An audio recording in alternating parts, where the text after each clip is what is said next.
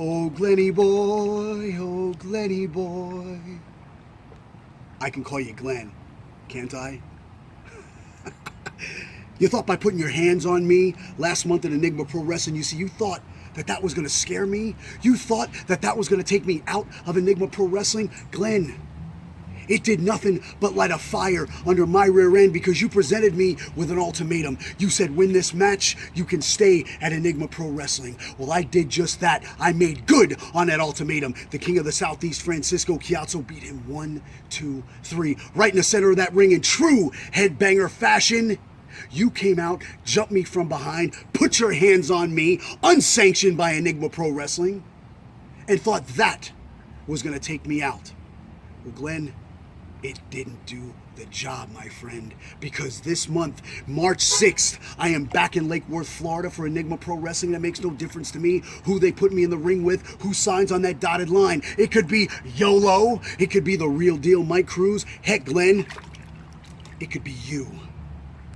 See, the King of the Southeast, Francisco Kiaso, is here for one reason and one reason only. And that's to be at the top of Enigma Pro Wrestling. March 6th, Majimine Beef. I hope you all are ready tonight for Enigma Pro Wrestling. Come on, let's make some noise.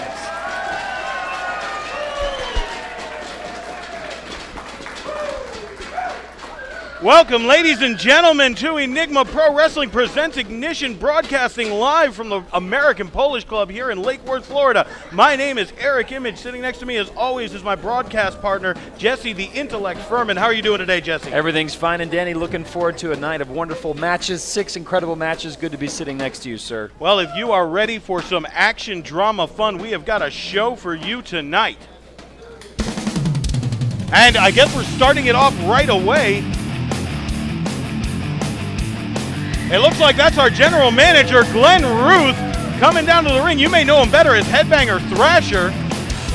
What better way to start a match than having our wondrous general manager come out and set the tone right off the bat? Our general manager, Glenn Ruth, getting a little bit of a mixed reaction from the fans out here. He should have a standing ovation for what he's accomplished and what he's done for Enigma Pro Wrestling. How about this guy right here, huh? He goes from the front door into the ring. That's amazing. Congratulations. Well, I don't know if everybody has seen it or not, but on social media, there's a guy called Frankie, the King of the Southeast, whatever. Who's that? Exactly. Who is that? Who has he ever beat?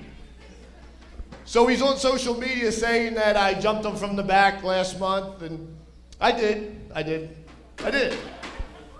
Because, Frankie, you have to know one thing. There's no right way. There's no wrong way. There's only the headbanger way. So you're saying in your promo that you want to rise to the top. You don't care who you face. You're going to step through everybody. But, Frankie, guess what? Before you get to the top dog, you need to beat a whole lot more people than what you've beaten so far. Hold up, whoa, big man. I hear you running your pie hole back there in the dressing room on my leather couch, eating my red M&Ms. You can boo all you want, but I am the King of the Southeast, Francisco Kiaso. Only my friends call me Frankie, Glenn, and you are not my friend. I show some respect.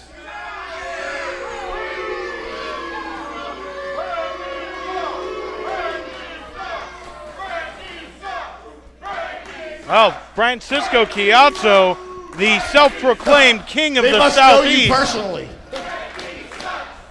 Not getting a warm welcome here. You provided me with an ultimatum, and I did what you said that I couldn't do. You said win a match, I get to stay in Enigma Pro Wrestling, so I did just that. I won a match, and I'm here in Enigma Pro Wrestling to stay. And if that means that I've got to climb the ladder, if that means that I've got to beat every J-Bro in the back to get to you, then that's what I'm going to do. And wait a second, speaking of which, I'm looking across this crowd.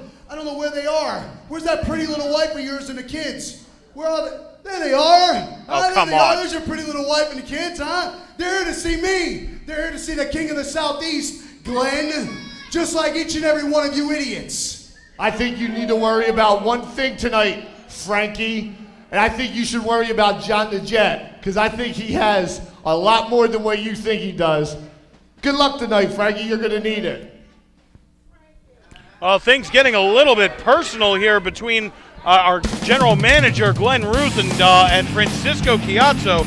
I got to tell you, this guy is, I'm still not comfortable having him in the building. No, I'm surprised he has a job here at Enigma, but he did prove himself last month by winning the match, like he said, and he's trying to work his way to the top. I can't say that I blame him for that. Well, some incendiary words from Francisco Kiaso on social media and, of course, right here in the American Polish Club. But, folks, let's try to get this train back on track, and let's go up to Jeremiah Ramberg for our first match. Are you ready for your first match of the evening?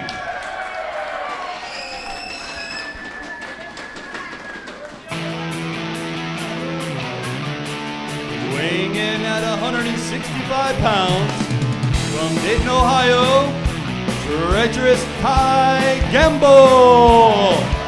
Treacherous Ty Gamble, a young man who's made quite an impressive showing since debuting here in Enigma Pro Wrestling back at New Year's Resolution 2. Yeah, if I'm not mistaken, he was in that giant battle royal and made quite a name for himself. And last month he faced Luis Guzman here in the opening of our show, and he is once again opening up our show up here for these fans, setting the pace for some action, drama, fun here at Enigma Pro Wrestling. Definitely a high energy guy, and definitely moves around the ring at a high pace, and someone to look out for here in Enigma Pro Wrestling.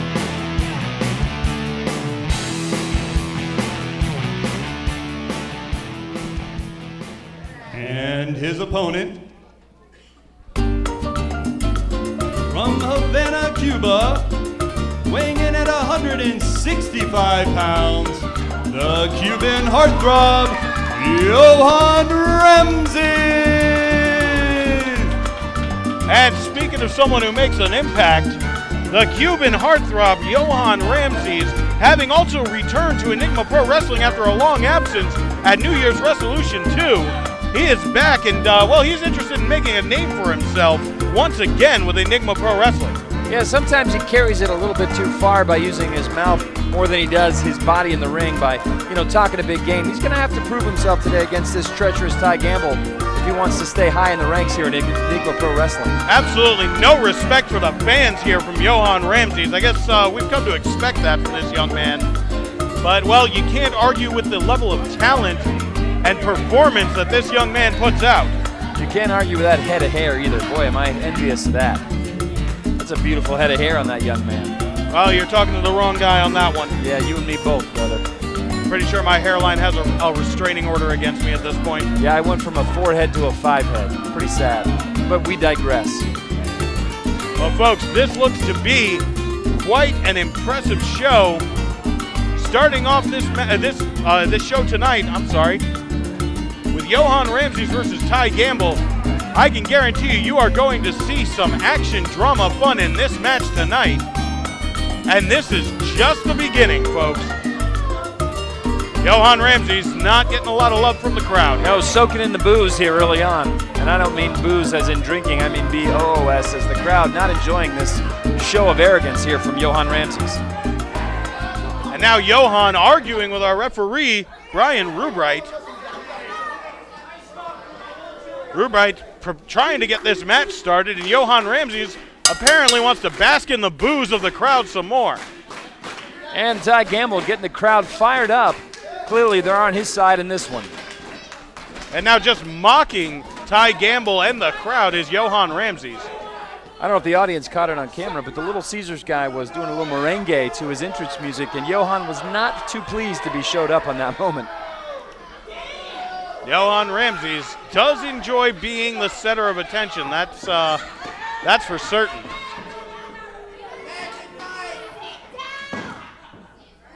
And now it seems that Johan Ramsey may just be about ready to start this match, thankfully. Yeah, I think the crowd's certainly tired of his machismo, and they're ready to see some action, drama, and fun.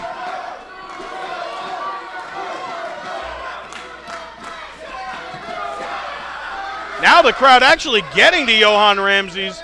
Usually it almost seems like he feeds off of the antagonism of the crowd here.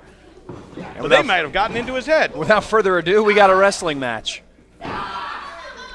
And a standing wrist lock from Ty Gamble. Johan Ramsey's rolling out of it. Now into a standing wrist lock of his own. Tit for tat goes Ty Gamble. Spinning Johan Ramsey's all the way around and wrenching back on that armbar. Well, after a slight delay, we're off to a great start in this match. The fans seem to have taken notice that Johan Ramsey's bears a slight resemblance to Bruno Mars, the pop singer. You know, I was just thinking the exact same thing. Can't really argue with, the evidence that's right in front of you. Well, let's see if he can Uptown Funk his opponent and win this match.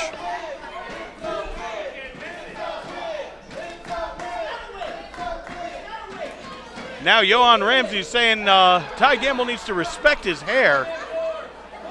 Pretty sure that that hair has its own zip code. Amen to that. Ty Gamble's got quite a head full of it, too. Careful these two don't get their hair intertwined in this match. Well, that would be a tragedy. Have to bring out the garden shears. Johan Ramsey's trying to get the jump on Ty Gamble. But it looks like these two young competitors have each other's number here. Back and forth they go. I don't think this crowd could have asked for any more action than what this match has started with. And did you see the impact of that front drop kick? He hit him like a hairy freight train. And now feet are flying back and forth. Ty Gamble going for a schoolboy roll-up, trying to get the early victory, but Johan Ramsey's put some brakes on it. Both men jockeying for position. Ty Gamble going for a float-over arm drag. And another. Straight into an armbar, capitalizing on that maneuver. Referee Brian Rubite there to make sure that there is no submission. Crowd voicing their approval here early on for treacherous Ty Gamble. Although momentum right now is in Johan's corner. And a blatant thumb to the eye from Johan Ramsey's. Right over the back of over the head of the referee. Brian Rubite, our head referee, not see that? And now it looks to be like Johan Ramsey's in firm control after some, let's just call them questionable tactics. Hey, whatever it takes to win, that's what I say. Well, that might just be what it is, but a lazy cover from Johan Ramsey's. I gotta imagine sometimes that hair must be a hindrance in his matches. Well, I suppose he appreciates the look that it gives him a little bit more than his advantage in the ring. Well, I can feel those chops all the way up here in the announce table. Wow. That knife-edge chop sending Ty Gamble ricocheting off of the ropes and into the center of the ring, and then a kick to the base of the spine from Johan Ramsey's. Following it up with another. Speaking of hearing that echo off of the walls of the American Polish Club. They heard that one back in Cuba, I think, from Mr. Johan Ramsey's. Snapmare takeover. Now Johan Ramsey's looking for a standing head scissors. Brian Rubite in there to check it. Oh, wow. That's quite an unorthodox maneuver. I can't say I've seen that one before. Did you call that the Cuban sandwich? That that's actually not a bad name for it there, Jesse. That was the pressure and the tension and torque that'll put on your neck. Oof. Brian Rubite keeping a close eye on this. After a move like that, he might need to check to make sure that Ty Gamble is fit to compete. And a knee to the temple brings Ty Gamble back down to the mat just as he was trying to fight back against Johan Ramsey's. And right now, Johan's having his way with treacherous Ty Gamble. Nothing he's done in the last few minutes has been treacherous at all.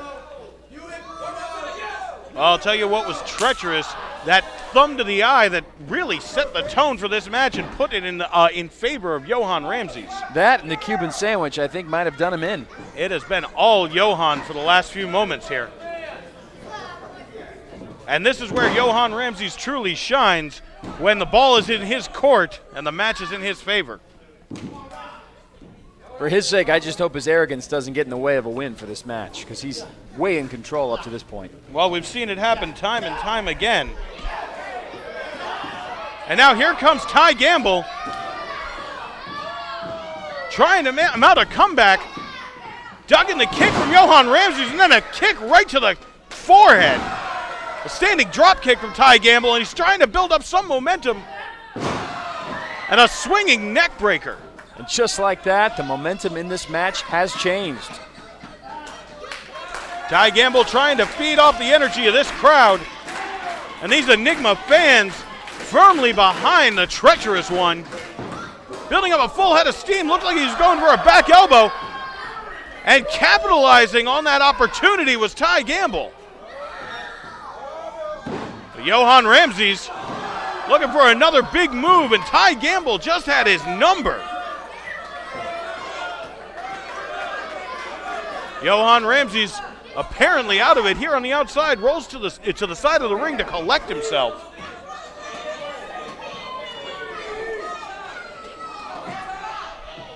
Ty Gamble not wanting to wait, goes right after him, hops over the trip, and another kick to the face of Johan Ramsey's. Ty Gamble looking for something big here, it looks like.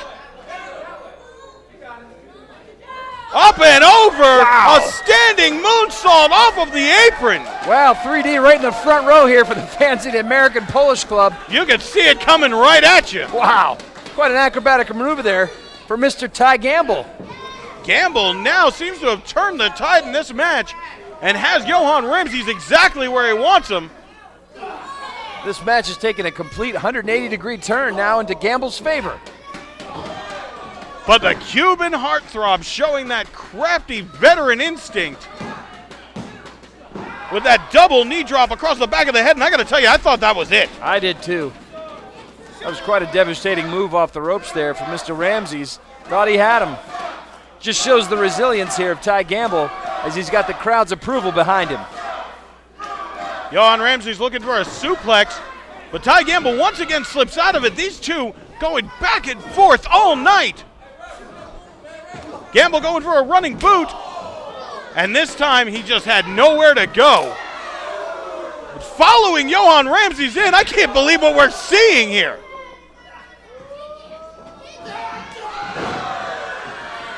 And Ty Gamble nearly just took Johan Ramsey's head off. Gotta do it. That is it, folks. Oh, what? No! Give all credit in the world to the Cuban heartthrob. I thought for sure we were going to hear the bell on that one. Because was he tossing and turning in his sleep? How did he kick out of that? Shot from his foot. His hair must have. Well, surely that's got to do it. A Michinoku driver, and Ty Gamble looking to put the finish on this one. Putting Johan Ramsey to sleep. Standing moonsault again. This time he catches himself on his feet.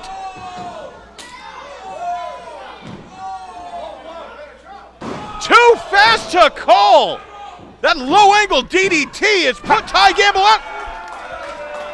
I give up. This match is incredible. How in the world? The resilience of these two. It's fantastic. This is like watching two superheroes fight. How these two are still on their feet and going is beyond me. I'd have tapped out 10 minutes ago. This is incredible. And a standing jawbreaker from Ty Gamble. These two are throwing everything at each other.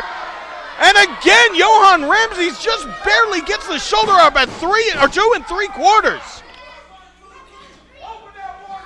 This might be the beginnings of an amazing rivalry because these two have had just an incredible match so far. I cannot believe what we are seeing. And Johan Ramsey's reversing the Irish whip. Ty Gamble in the corner.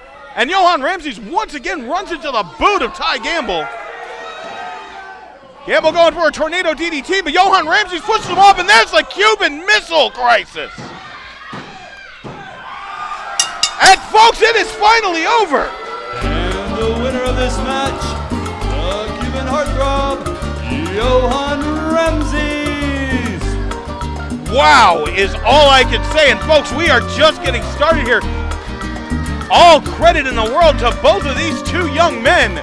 I can't believe what we just saw, Jesse. I gotta hand it to Johan Ramsey. He put his ego and his machismo aside and started wrestling here the last 3 or 4 minutes and put on an impressive display that could lead him to the top of the ranks here in Enigma Pro Wrestling. That was an amazing match. Well, folks, if you want someone to keep your eye on here in Enigma Pro Wrestling, these two men have got to top that list. And there he is on his way out, still yelling at Little Caesar. About to break his stick. I mean, after that match, just hold your head high, pal, and walk out. Well, he's got everything in the world to be proud of, that's for sure. I got to hand it to Ty Gamble for that. He put up a valiant effort. It's unfortunate he couldn't come through with a W on that one. Well, someone's got to lose. And there's our general manager handing Caesar his stick of pizzas back. That's well done there, Mr. Thrasher. Well, folks, after an amazing start like that, there is only one thing to do, and that's go up to Jeremiah Ramberg in the ring, and let's go on to our next match. Are you ready for our next match? Well, our next match will be a captain's match. Making their way to the ring at a combined weight of 520 pounds, the Alliance. Well, folks, this is the team we saw debut last month here at Enigma Pro Wrestling. The team of Ace Mayhem and MDK.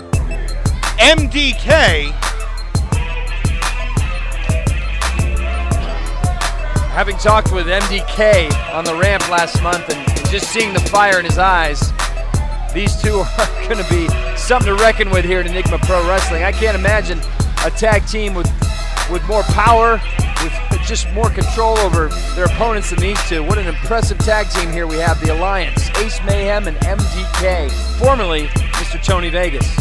And they dubbed themselves the Alliance after last month, saying that they were going to form an alliance that would run completely over Enigma Pro Wrestling. We have some amazing tag teams that have come through the ranks here at Enigma over the last few months, but now seeing these two join forces, it's hard for me to believe anybody topping these, Mr. Ace Mayhem and MDK. Well, this is, folks, as our ring announcer Jeremiah Ramberg said, a captain's match. Both teams will be represented here tonight, but only the captains of each team will be in the ring. Their opponents from Mexico City, Mexico, coming in at a combined weight of 455 pounds, the Guadalupe Brothers!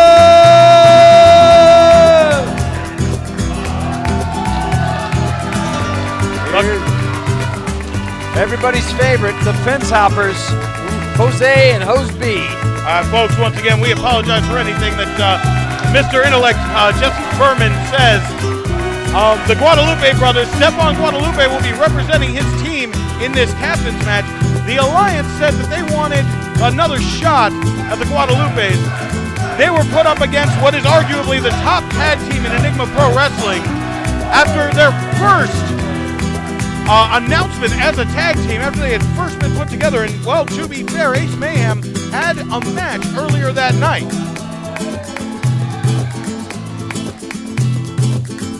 So the Alliance requested a rematch, and well, our GM Thrasher granted them this captain's match. Well, you can definitely see the advantage of power lies in Ace Mayhem's corner in this match. Well, that's been true with virtually everyone he's ever stepped in the ring with. I don't know about you, but he keeps staring over here at the announce table. Has he got some beef with you, Mr. Image? I hope not. You better hope he doesn't.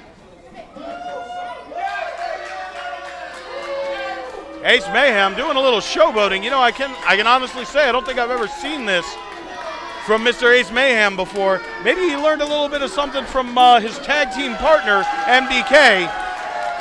And Stephon Guadalupe showing him how it's done.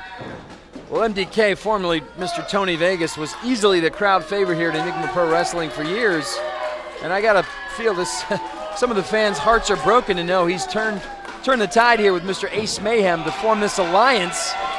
Well, if there's anybody in Enigma Pro Wrestling who didn't need backup, it's Ace Mayhem. But a tag team of these two men could be the most formidable force we've ever seen. This has to be a first at Enigma Pro Wrestling, a captain's match. I do believe it is a first. And these two men, the two captains of their team, Stephon Guadalupe and Ace Mayhem, finally locking up. Well, I think it's quite obvious, including months ago, that Stephon, is that his name? Stephon? Yes, Stephon Guadalupe. Is definitely carrying the weight, no pun intended, of this tag team duo. He's definitely the more versatile wrestler, the more, experienced wrestler, and he's been carrying this team. So it'd be interesting to see how he does alone in a match without his brother to weigh him down. Well, I don't think that's a fair assessment at all, Jesse. Julio Guadalupe, the powerhouse of the Guadalupe brothers, has definitely made his own impact in Enigma Pro Wrestling. Now these two men lock up once again. Ace Mayhem going for a standing wrist lock. Surprised not to see the power game, although, well, the last time these two exchanged, Stephon Guadalupe used Ace Mayhem's own power against him. And now a snapmare takeover by Stephon Guadalupe. And now into a hammer lock. Stephon Guadalupe all over Ace Mayhem, but now almost a Kimura lock from Ace Mayhem. And this isn't the match that Stephon wants to wrestle. He needs to stay agile. He's got to get off the mat if he wants to win this match. Look at the way he's wrenching that arm back. The human anatomy is not supposed to bend that way, folks. And now into a traditional standing wrist lock. Stephon Guadalupe trying to get out of it. Takes the legs right out from under Ace Mayhem. Goes for a quick cover, but not even a 1 count.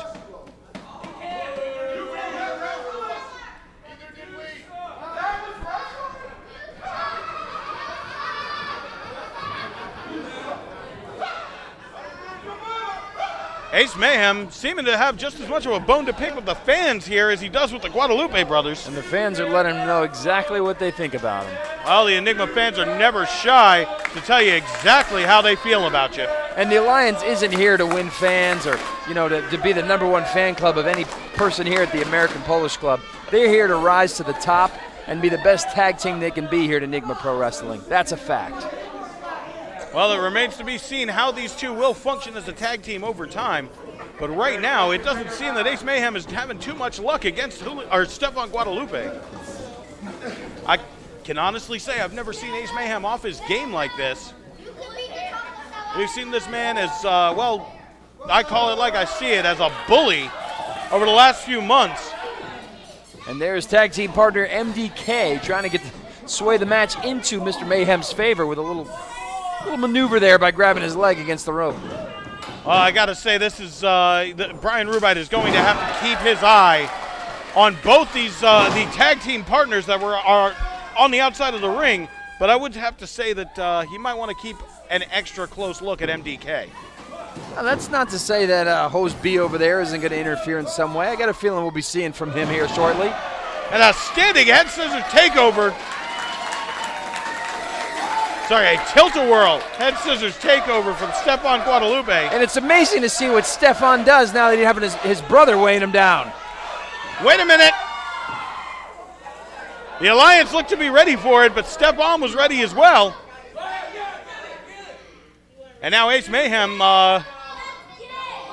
having a little bit of a conference there with MDK. Like I said, it was only a matter of time before host B came running around interfering in this match. Well, Julio Guadalupe, not a big fan of the Alliance either. I think he was more interested in just seeing this match continue. Ace Mayhem coming in with a head full of steam and catches a kick to the breadbasket for his troubles. And another drop kick from Stephon Guadalupe. And a standing moonsault. Only a 2 count on Ace Mayhem, though. An impressive showing from Stephon. You can definitely see why these two are the captains of their respective teams. And a European uppercut, a pair of them. Stephon Guadalupe backing Ace Mayhem up to the ropes. And once again, the interference from MDK. And this time it pays off for Ace Mayhem. Wonders. turning Stephon Guadalupe upside down and inside out with that clothesline. And notice it just takes one move from Mayhem to just cripple his opponent. Such a powerful man. An arm the size of a tree trunk colliding with your skull will do that for you. And this is where the power game will come into play. This is exactly what Stephon Guadalupe did not want.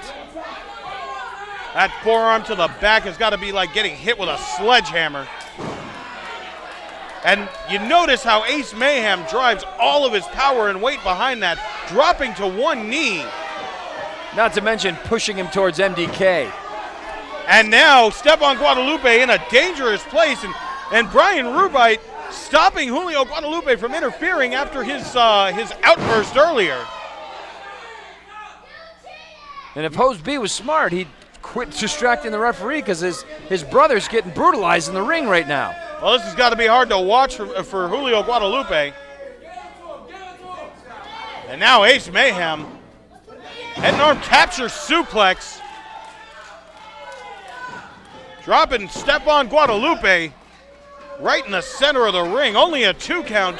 Stephon just barely able to get a shoulder up. What he lacks in finesse, he makes up for in raw power, does Ace Mayhem. And he has taken the wind completely out of the sails of Stephon Guadalupe here. I saw him looking over here a couple times. You better hope he wasn't looking at you, Mr. Image. I am going to hide behind you if he ever makes his way over here.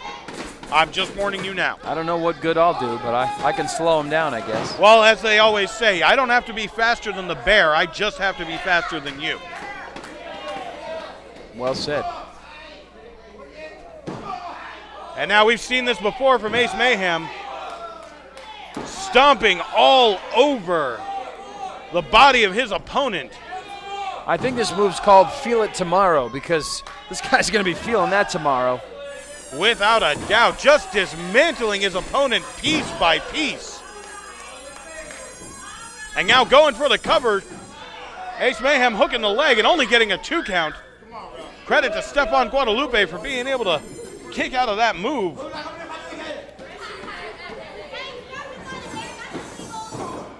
And Ace with authority whipping Stephon into the turnbuckle. Taking his time to come in with that running shoulder press. Almost cut him in half. That'll shatter some ribs. You're talking about internal damage.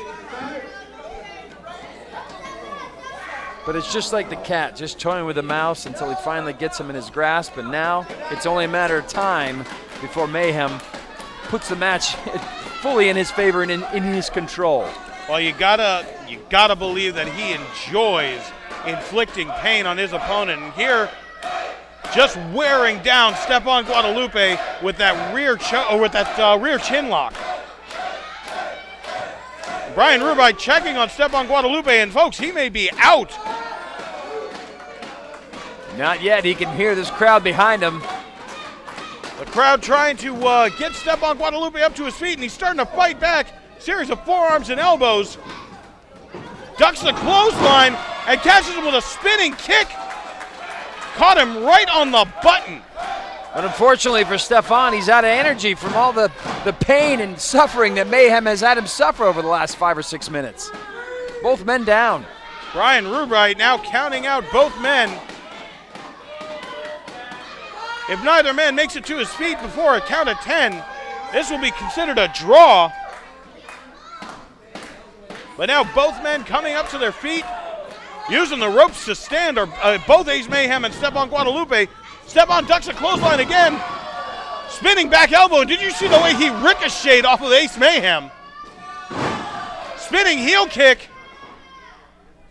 Stephon Guadalupe finding his second wind. And a drop kick right to the solar plexus. Fortunately, it's going to take a lot more than that to slow Mayhem down. Ace Mayhem got to be caught off guard. I don't think he's used to his opponents getting back up, let alone putting a fight up. After the kind of beating that he put on Stephon Guadalupe earlier tonight. Well, Mayhem spent most of his career as a singles wrestler, whereas, oh, nice move. A slingshot DDT. What an innovative offense from Stephon Guadalupe. Usually Stephon at this point could tag out, take a break. He's not used to having to wrestle this long, so that's got to put the advantage in Mayhem's corner. Ace Mayhem, a veteran singles competitor, to your point, Jesse. Stephon Guadalupe has got to be, you got to wonder if that tag team instinct kicks in, if he's looking to make that tag. But he seems to be ready to take on whatever comes at him, going for that super kick. Now that running leg bulldog. Again, Guadalupe giving him everything he's got and still can't pin Mayhem. Stephon Guadalupe launching to his feet, and then here once again the interference from MDK. And Julio Guadalupe now incensed that the referee has not ejected MDK from the ring or called a disqualification. Oh, come on, turn around, turn around!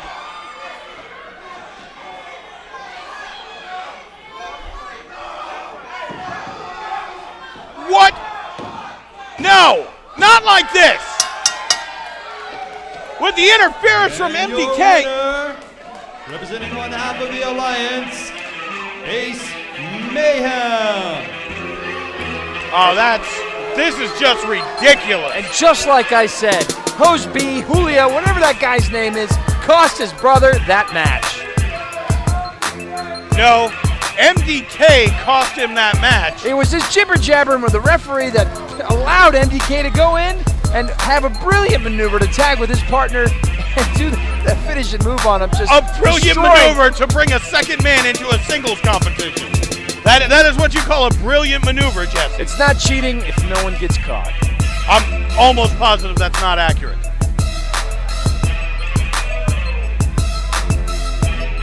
Well, MDK and Ace Mayhem Unas celebrating their palabritas, hermano. victory. Unas palabras para estos estúpidos. Does anyone have a I translator? think my brother's right.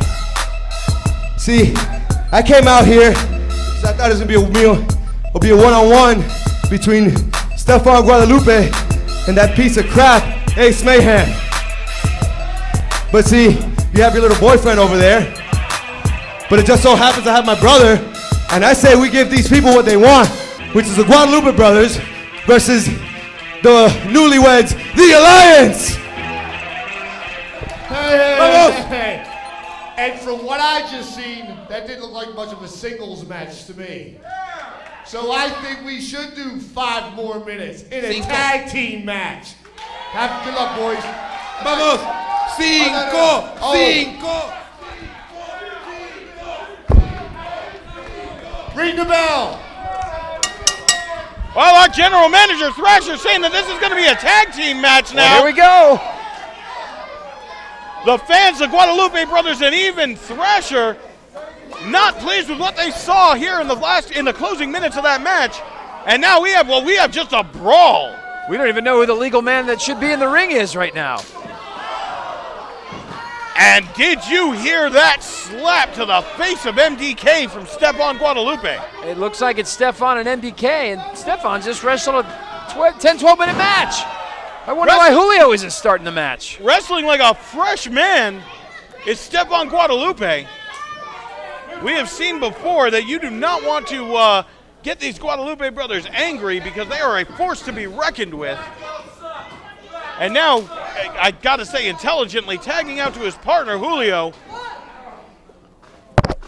And now you can see the tag team maneuver, the veteran tag team instincts of the Guadalupe brothers, and this has gotta be firmly in the favor of the Guadalupes. Well, no doubt, they have the experience on their side, but again, you're talking about two of the top singles competitors we have here in Enigma, in MDK and Ace Mayhem, so we'll see. And in comes Julio Guadalupe and Stephon making the quick tag. And that big avalanche splash in the corner. MDK is out on his feet. And now Stephon with a kick to the ribs and a spinning heel kick caught him right on the jaw.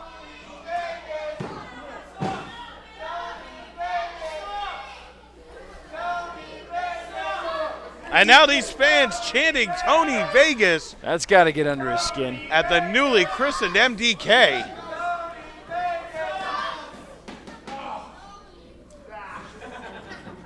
Stephon Guadalupe still showing the wear of that match that he just fought against Ace Mayhem. Speaking of Ace Mayhem, he just got ejected from the apron, but that was enough to distract Stephon, and he caught a clothesline from MDK that was just brutal. MDK pulling Stephon Guadalupe to his feet. And now we've seen Stephon wrestle what is essentially 2 matches. And his tag team partner's just sitting there over there on the side. Wasn't he just tagged in a minute ago? And now driving him, Stephon Guadalupe into the corner and a come-together splash. There's got to be some frustration for Stephon, knowing his brother just cost him the last match, and now here he is continuing to wrestle with, and he's bringing nothing into the table. Well, Stephon Guadalupe, ever the hothead, tagged himself back into this match very shortly after Julio Guadalupe was in. And that's on Jose. He's got to know better. He's got to stay in there and let his brother rest. Now the Alliance firmly in control of this match. Julio Guadalupe in the corner, chomping at the bit. Speaking Spanish, can we get a translator? What's this guy talking about? Well, unfortunately, Jesse, I don't speak Spanish. Neither do I. Stephon going to the ropes, catches a big back elbow from Ace Mayhem. And these two men, look at the exhaustion from the match that they just fought. Mayhem got Stephon Guadalupe up into a fireman's carry. Stephon catches him, just barely caught him with a super kick. Looked like Ace Mayhem got the hands up right at the last second.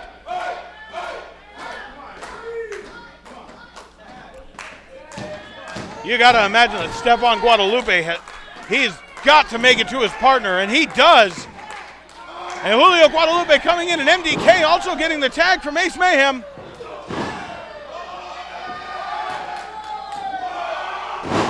And Julio with a big Luthes press. Don't think I'd ever see that kind of maneuver from a guy this size. He needs to not worry about firing this crowd up. He needs to carry his weight in this match. There's a lot of responsibility on his shoulders, literally and figuratively, with that maneuver. There was a lot of Ace Mayhem on his shoulders with that big Samoan drop. And here comes MDK. And Julio catches him with a spine buster, almost a sidewalk slam. And now it looks like the Guadalupe brothers are going for an over-the-fence type maneuver. And once again, Stephon's a legal man. This has got to be a mistake by the Guadalupe brothers. Tagging himself in once again. And now look at the height of that leap from Stephon Guadalupe up and over the top rope. Unreal. What is this man made out of? Both men still down, and we get Brian Rubright's at a 6 count. And an 8, a 9, neither man is up to their feet. Wow, we a count-out victory for the Guadalupes. Winners, due to count out, the Guadalupe brothers. And from the look on the Alliance's face, they're just walking out of this match. It was like they had no intentions of getting back into the ring with the Guadalupe brothers. I got to hand it to Stephon Guadalupe. Having wrestled what amounts to 2 matches, and losing the first, coming back to win the second, flying over the ropes like that, just incredible. Well, folks, there was a lot of energy in that match. And speaking of segues, this next match coming up is your Rip It Energy match of the night, the official energy drink of Enigma Pro Wrestling. And we want to take you right now to a short word from Rip It Energy. We will be right back. Was I up training at 5 a.m.? Was I the last one on the court? Did I push farther than anyone else? Did I work hard enough? Am I still pushing when no one's watching? Yes, sir. When was the last time you sweat? And now, for your Rip It Energy Fuel match of the night.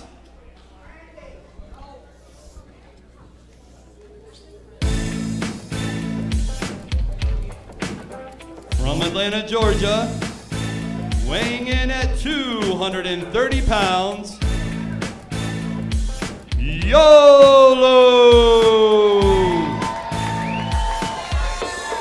Yolo, always a fan favorite here in Enigma Pro Wrestling. He's climbed the ranks here over the last few months from being a lackey for our GM Thrasher to a pretty highly respected singles competitor here in Enigma Pro Wrestling. Well, Yolo had kind of a rough month last month. The Alliance debuted all over him. Yeah, that's not a good way to keep climbing the ranks, but he's certainly earned his spot here as one of the top singles competitors here in Enigma Pro Wrestling. One of the toughest, if nothing else. And his opponent, weighing in at 216 pounds, fighting out of the dungeon, Slater. And Slater making his return to Enigma Pro Wrestling at New Year's Resolution 2 after quite a long absence, actually. And these two men, they know each other really well. They used to be a tag team by the name of Aces Low. You gotta wonder who holds the control in that with the knowledge and experience they've had together as a tag team here in Enigma Pro Wrestling, now going against one another. Well, these two men, you've got to believe that they know each other inside and out. Know all the tricks that either one has. Slater taking some time out from Enigma Pro Wrestling to study mixed martial arts. And you can see a new attitude and a new style.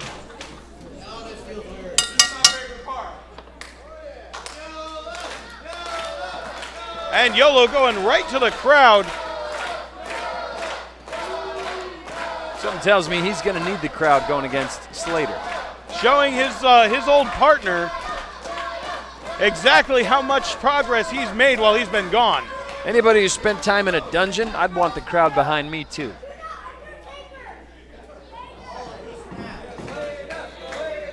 Fighting out of the dungeon is Ace Slater, I'm sorry.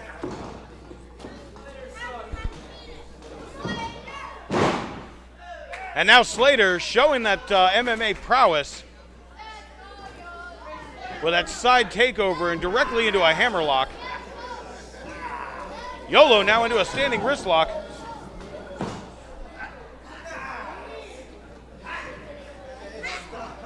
But once again, these two men, they definitely know each other, know all the tricks and all the moves that the other one might have. Although that time spent in the dungeon might hold an advantage for Slater because, again, he and Yolo were partners months ago, took some time off, now he's back, so he might have some experienced moves Yolo's never seen before. This is absolutely true. It's been a long time apart for these two men. And Yolo has a new hairstyle and a new outfit since he last saw Slater, so a lot has changed between these two. Slater not quite sure what to make of his old tag team partner here. Looks like he may have been caught off guard, and the two men lock up once again. Slater now looking for an advantage. Side headlock takeover, just whipping Yolo to the mat.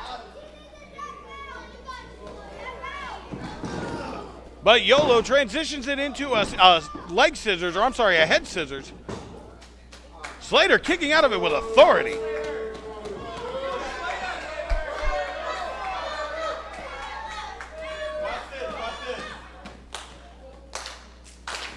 And once again, Yolo saying, watch this, as the fans firmly behind him. Something tells me the time spent in the dungeon, there weren't too many people cheering behind you. Ace Slater here. Looking like those fans might be getting to his head. Stay focused, Ace. Don't get distracted by these fans.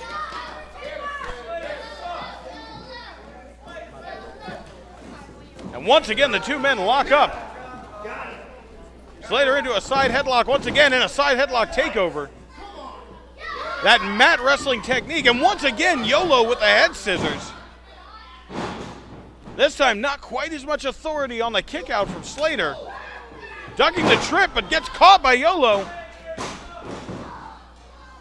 The speed and finesse of Yolo, once again with the advantage on Slater.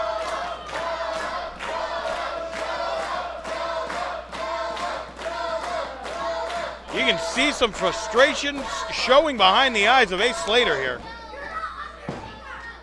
And once again, the two men lock up, and going to the well once again is Slater, but this time Yolo fighting out of it. Up and over goes Yolo once again. And a Japanese arm drag takes Slater up and over. Well, these two had some rip it before this match. Look at the energy exuded by both gentlemen. Quite impressive showing right there. Brian Rubite right there to check on Ace Slater, looking for the submission. Yolo still trying to keep control of that standing armbar. And now the MMA strikes show from Slater, those forearms to the side of the head. And look at the drop kick. Look at the height that he got off of that. Definitely very impressive maneuver. I don't think they taught him that in the dungeon. That's a natural finesse of Ace Slater. Now coming in with a running knee.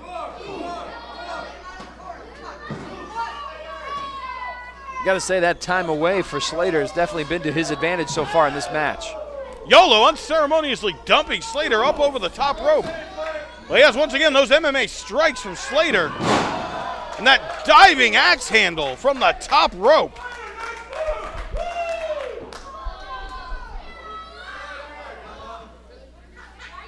Now Slater looking to take advantage of this, of the position he's in this match. Yolo does not want to get into a fist fight with a trained cage fighter like Slater. Or does he? I think he does. Yolo looking to capitalize, but Slater catches him on the way in. Caught him right in midair. Now Slater diving up and over.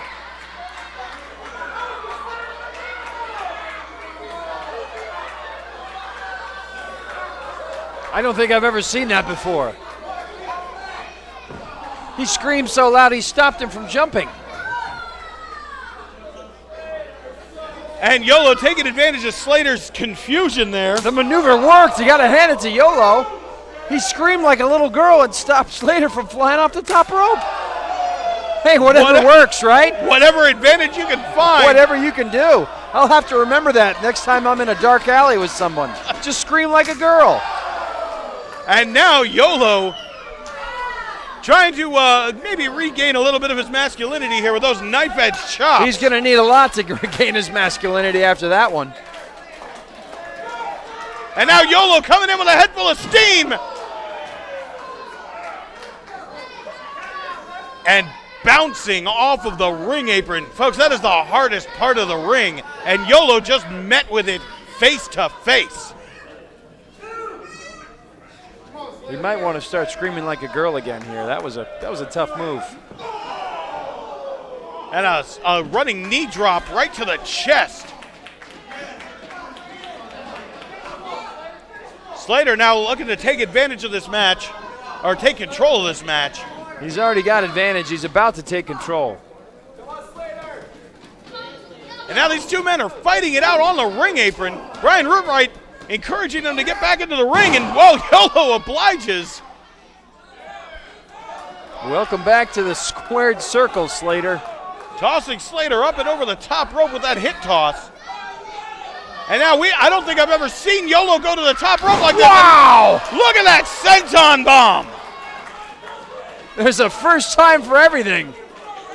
Welcome to the stratosphere, Yolo. What an impressive maneuver. Somehow Slater kicked out of that. And Slater with the shoulder up.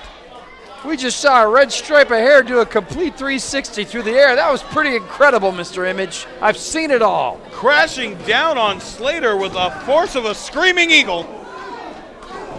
And now Slater taking the kid gloves off and just swinging for the fences on his old tag team partner. These two both pulling things out of the repertoire the other hasn't seen yet. Screams, senton bombs, incredible. And now just wailing on Yolo in the corner is Slater. And that Pelé kick caught him right on the forehead, right at the start of that mohawk. I thought he had a goal there. Or I mean a pin, excuse me. One or the other. Yeah. Well, it was a Pele kick. It looked like he had scored one in the top right corner of the net. Now Slater once again with those forearms to the side of the head. Just beating on Yolo, but Yolo seems to have had enough of it. I'll definitely be watching the replay of this event to see that Yolo fly through the air. That was amazing. I got to see the scream again. And a tornado DDT from Slater. These two, not knowing for their high-flying maneuvers, both doing some and I flying thought to the air. that was it. Yeah. This has certainly lived up to the Rip It Energy hype, my friend. What a match. What a night. And folks, we're not even halfway done yet. And look at that standing Sambo suplex from Ace Slater. Definitely a new move in the repertoire. Ace now dragging Yolo back up to his feet. Not confident in going for the cover just yet. Yolo looking for almost a Northern Lights suplex, it looked like. But Slater putting on the brakes, and Yolo coming out with a spinning heel kick. And now a body slam with authority. A little more masculine scream that time. That's more like it, Yolo. Yolo, a little bit of showboating, a little bit of confidence. And I don't know what that was. A handstand senton. This guy's flipping all over the place. And going for the avalanche splash from the corner, but nobody home. And Slater catching him with a diving cutter. Good night. That may be it, folks, but no, Brian Rubine saying that Yolo is underneath the bottom rope. Boy, he's lived once, twice, 3 times. This guy's got 9 lives. He might be part cat, this Yolo. If anybody knows how to stay in a match against all odds, it's Yolo. I think Slater had it there, but some bad ring positioning. And a Yolo pump handle slam will take the wind right out of your sails. Folks, that might be it. I thought for sure we're going to hear the bell on that one. Slater kicking out just in the nick of time. And now back and forth these two go. Slater looking for a haymaker that might have just put the finishing touches on this match. And going for that diving cutter again. But Yolo got it! Schoolboy! And your winner, Yolo! Yolo out of nowhere with that schoolboy roll-up. Well, he stole that one, didn't he? Incredible. And Slater, look at the look of disbelief on his face. Incredible. After getting manhandled by Ace Mayhem last month, he comes back this month and sets a pretty awesome precedent here by beating Slater. Yolo congratulating his former tag team partner on a good match. You can tell there's still some respect between these two. These two men know each other like the back of their hands. And Yolo with a great show of sportsmanship. Both these men celebrating a great match. What? So much for sportsmanship. He must have learned that one in the dungeon. And Ace Slater with a roundhouse kick Caught Yolo right in the back of the neck. He knocked the red stripe right off his head. Look at that. Slater with just absolute frustration. You can almost see it in his eyes. He knows he can beat Yolo, or at least he thinks he knows he can beat his old tag team partner. And, well, there's no love lost between these two here, apparently. No, they won't be exchanging Christmas cards this year. We might be seeing another match between these two because there's some unresolved hatred going on. Yolo, the better man, though, and Slater said, I see you're better man, and I'll kick the stripe off your head. Well, ladies and gentlemen, after that display, Yolo just can't catch a break after a match, I tell you. They try to do the right thing, but sometimes that won't get you where you need to go, Yolo. Well, good match, my friend. An excellent match, an excellent night. And folks, as I said, we are just halfway done. We are about to go to halftime. But make sure you stay tuned because we've got 3 more big matches coming for you after the break. Ladies and gentlemen, this is Enigma Pro Wrestling. We will see you soon.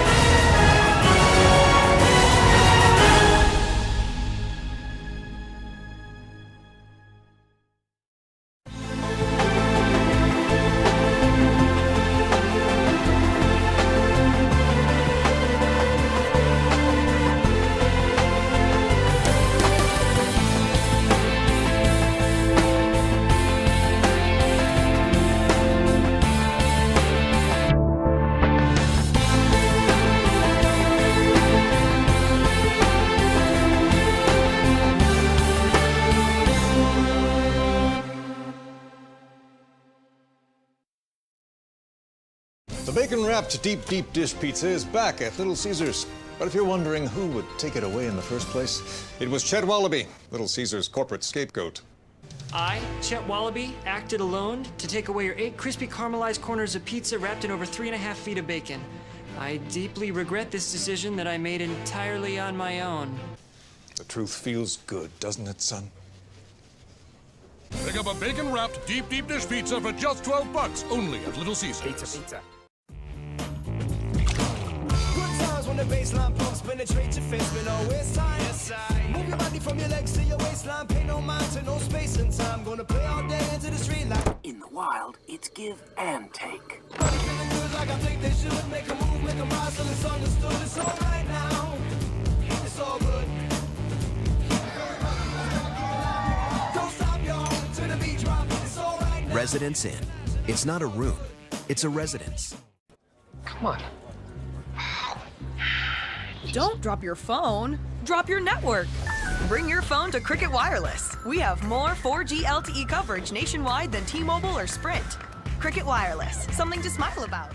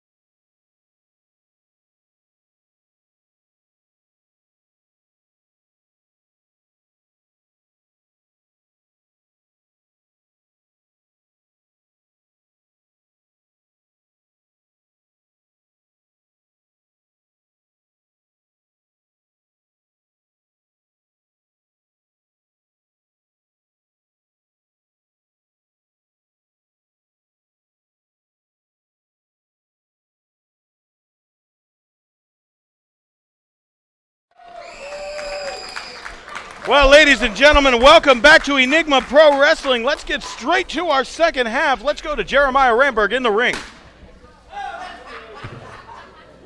Your next match, coming to the ring,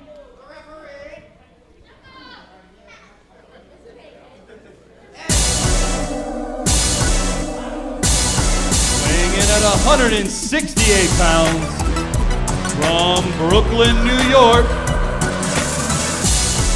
he's the real deal, Mike Cruz! Mike Cruz, another young up-and-coming competitor here in Enigma Pro Wrestling. I gotta say, this guy is the real deal. I saw him debut just a few months back and really impressed me. Well, it's not just a clever name.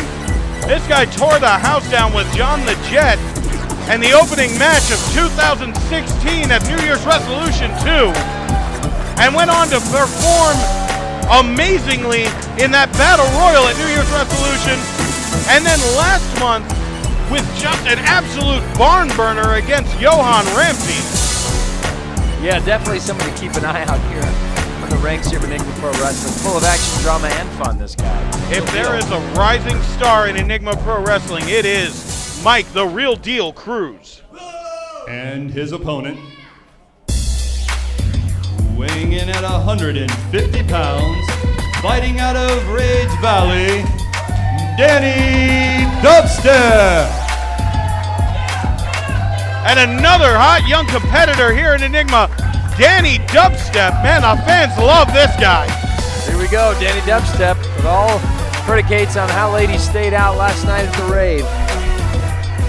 Well, he loves the party lifestyle, but he loves these Enigma fans, and he loves being in this ring.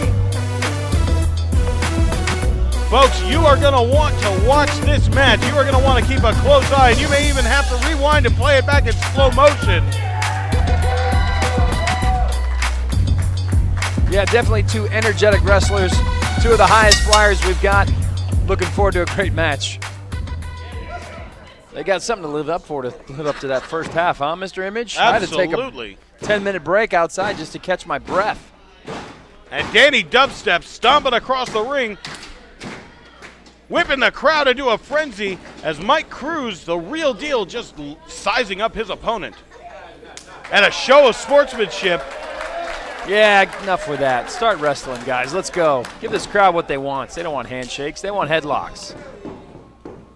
Well, it looks like these two are about to lock up here. Danny Dubstep going for a collar and elbow tie-up, but a belly lock takedown.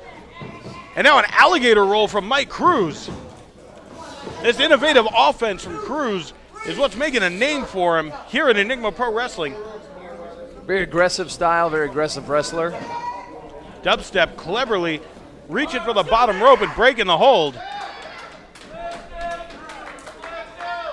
Mike Cruz setting the pace for this match. And now going for a single leg takedown. And just wrenching back on the neck and the leg of Danny Dubstep. Mike Cruz is all over Danny Dubstep right now. Very reminiscent of Greco-Roman style here to start this. Just grounding your opponent on the mat here. A consummate amateur wrestler is Mike Cruz. And once again, Danny Dubstep rolling to the bottom rope to cause some breakage. Dubstep needs to create some separation here and needs to rethink his strategy. He almost had a breakage on that ankle there. Smart move getting to the ropes. Little less showboating this time around from Danny Dubstep. This time a collar and elbow tie-up. He's not going to have any time to showboat in this match. He's got his work cut out for him against the real deal, Mike Cruz. Now wrenching on that arm of Mike Cruz is Danny Dubstep. You can see that Brooklyn style, that Brooklyn tenacity. And now Cruz with a belly-to-back takeover. Just again, brilliant move, grounding Dubstep. Dubstep quick, a high flyer. Cruz is too, but he shows his versatility by grounding Danny Dubstep, stopping him from what he does best. And we've seen this before from Cruz, that headstand choke. And now just wrenching back on the arm and the neck of Danny Dubstep. Folks, this might be a submission right here. And look at the bridge from Mike Cruz. Some incredible ab strength, something neither you nor I have, Mr. Image. Well, there's a reason we sit in these chairs, Jesse. Amen to that, brother. I would much rather be calling this action than being a part of it, and I'm sure the fans would appreciate it as well. No, these are true professionals in this ring, and yeah, I'm happy to be sitting behind here with a headset on and not having to deal with some of the competitive wrestlers we have here in Enigma Pro Wrestling. And folks, that seems like the best time in the world to remind you that these are trained professionals. Do not try this at home. No, you can scream like a girl at home, but don't do any of these maneuvers. Yes, you can do your best YOLO impression. In fact, hashtag Enigma Pro Wrestling, join in on the conversation, and folks, show us your best YOLO scream impersonation. And a head scissors takeover from Danny Dubstep. And now a tilt-a-whirl spin. Wow, I think he got a 720 on that one. Taking Mike Cruz for a loop. Danny Dubstep showing that he is here to fight. After the early advantage from Mike Cruz, Dubstep does not want to be shown up. And a drop kick just ricocheting off of the chest of Danny Dubstep. But I got to tell you, each match has been more impressive than the last. This is an incredible night here at Enigma Pro Wrestling. I am breathless and losing my voice already, and we've still got 2 more matches to go. Danny Dubstep just dragging himself to his feet, or trying to anyway. That drop kick took a lot out of him. And now Cruz just slamming his head into the top turnbuckle. And now bringing him across the ring for a second time. And now a forearm to the side of the head with authority. Might have to change his name to Danny Dub Smash after this match, because he ain't stepping anywhere lately. Cruz, again, the real deal. This guy is impressive. He's got a repertoire of moves, and size may not be the biggest guy in Enigma Pro Wrestling, but I'd put him pound for pound for anybody to be the best we've got. Well, it's hard to argue with you there, Jesse, after the athleticism and the just the pure talent we've seen from this competitor. But take nothing away from Danny Dubstep, still fighting to stay in this match. A normal man would have given up quite some time ago. And certainly after that knife-edge chop, if nothing else. I like his focus. He's a true professional. He's got his eye on the prize. He comes to the ring to work, and boy, does he work hard. And Danny Dubstep, a headbutt to the breadbasket that we missed just a second ago. But Mike Cruz still just opening a clinic on Dubstep here in this corner.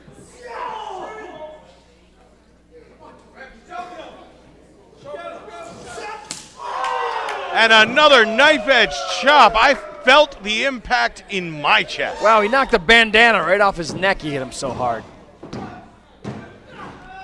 And a 2 count only. Danny Dubstep still in this match. Mike Cruz hit him so hard his clothes fell off. That's quite a powerful impact. And would be a really cool power to have at parties.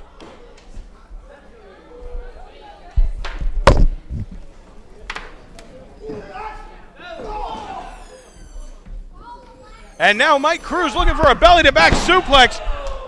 Brought Danny Dubstep up to the rafters. This match has been all Mike Cruz for the last few moments. And a rolling knee drop right to the neck and throat area. And again.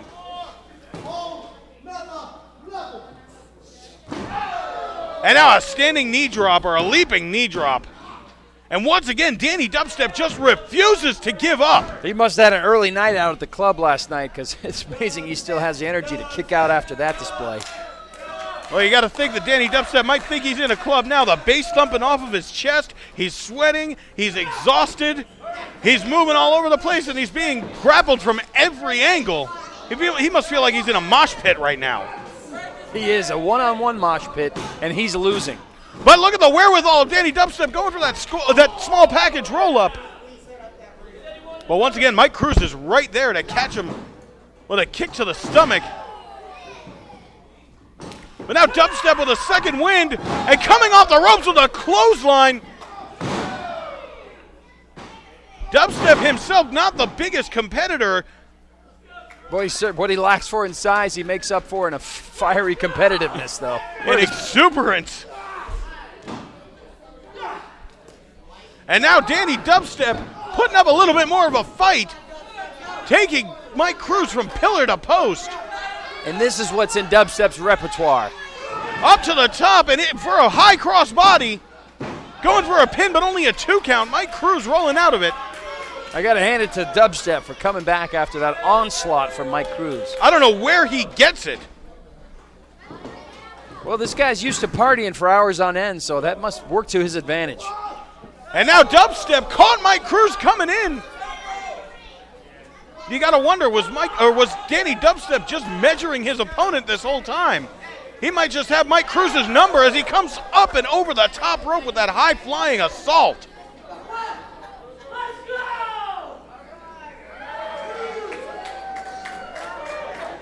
Well, the action's spilling out right over into the audience here at the American Polish Club. And now Danny Dubstep bringing Mike Cruz back into the ring. And this near-capacity house has seen quite an amazing array of matches so far. This is number 4 of 6, and like I said earlier, each one better than the last. Mike Cruz diving out of the way of that kick from Dubstep. And now an enziguri, a kick right to the base of the neck.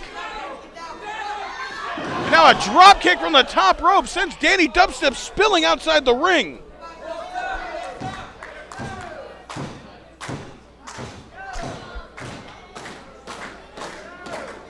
Cruz looks to be going for something. Diving through the second and top ropes and just colliding with Danny Dubstep right here at ringside. It's a good thing none of these fans were going to grab some peanuts at that moment. Wow. Where do these two men get this kind of energy? We might have our second double count out of the night if someone doesn't get back in the ring. Referee Brian Ribbright up to 5 as Mike Cruz is up to his feet and Danny Dubstep now finally getting back up. Cruz might not have the energy to follow Dubstep back into the ring, and I can't say I blame him. And Mike Cruz runs directly into a boot. But wait a minute, putting the brakes on Danny Dubstep. Big wheelbarrow slam, but Dubstep turns it into a bulldog that dropped Mike Cruz directly on his skull. What a counter move. I thought that was going to do it. How do these two men do it? And Danny Dubstep, in as much disbelief as we are. Further proof this guy is indeed the real deal. Dubstep needs to focus more on his opponent than on the referee. In a match like this, just a second's hesitation can cost you. Dubstep diving across the ring again, going for a wheelbarrow, but this time a full Nelson slam from Mike Cruz, and there's that half crab. The Cruz control is what he calls that submission maneuver. And he is in control right now. I can't see Dubstep getting out of this one. He's got him locked center of the ring. And there it is. And that's it. Locked right there in the center of the ring. Due to submission, the real deal, Mike Cruz. He's proven for 3 straight months he is indeed the real deal, and he is making some noise here in Enigma Pro Wrestling. And Danny Dubstep, take nothing away from this young man. The athleticism and the display of talent that we've seen from these two men. And now Mike Cruz pulling Dubstep to his feet. What are we going to see here? Going once again for that show of sportsmanship, the handshake. Amazing match. I mean, these two should give each other a handshake after that. Incredible. And I got to hand it to Dubstep. Gave all he had against the real deal. And this guy's on fire. Mike Cruz showing his appreciation for his opponent. You got to imagine that both these men, it's just an honor and a pleasure for them to have been in a match like this. It's definitely been an honor and pleasure to watch it. I'm right there with you on that one. It's great seeing these young rising stars here in Enigma Pro Wrestling, giving these fans action, drama, and fun.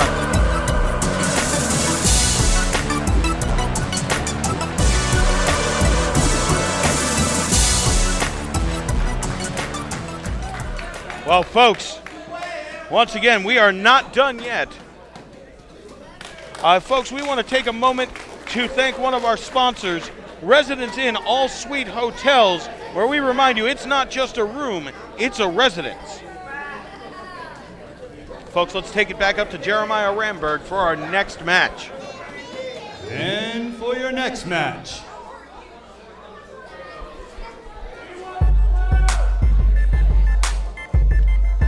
weighing in at 241 pounds, from Hell's Kitchen, the King of the Southeast, Francisco Kiaso.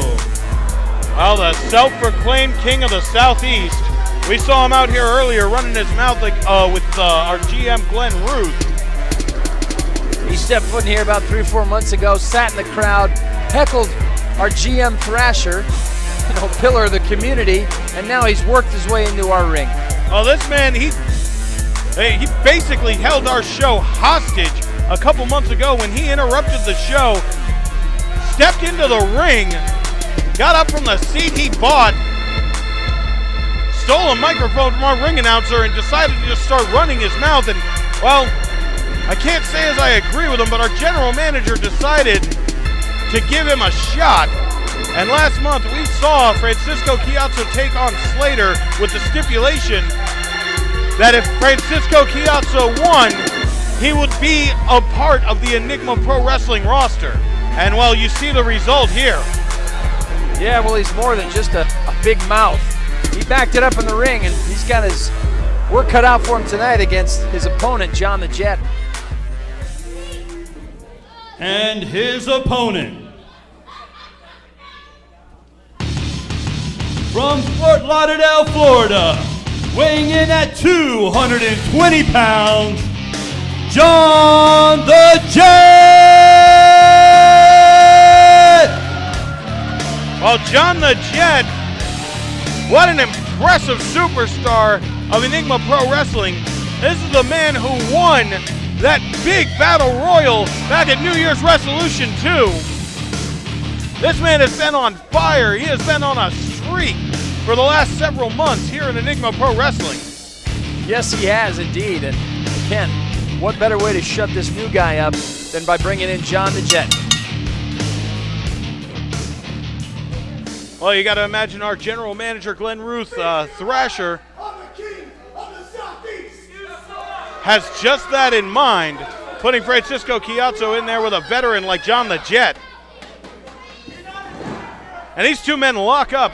I got to say, I still feel uncomfortable having this guy in the building. He was supposed to be ejected from our shows, but all right, General Manager Thrasher decided that he would have his shot, and if he lost, he would go to jail. But, well, here we are. Well, at least he's here for good reason this time, not heckling from the crowd. He's in the ring to prove himself against one of Enigma's best. And this will be the test of the time for Francisco Kiaso, the self-proclaimed King of the Southeast. Self-proclaimed indeed. Well, Enigma is the wrestling, alliance of the Southeast. If this guy wants to be king, he's got a lot of work cut out for him. Well, if you want to prove your worth in the Southeast region or in America, you come to Enigma Pro Wrestling. As we've seen tonight with the array of matches that we've had so far, just some incredible talent on display. This guy's, he's in a crowded room right now.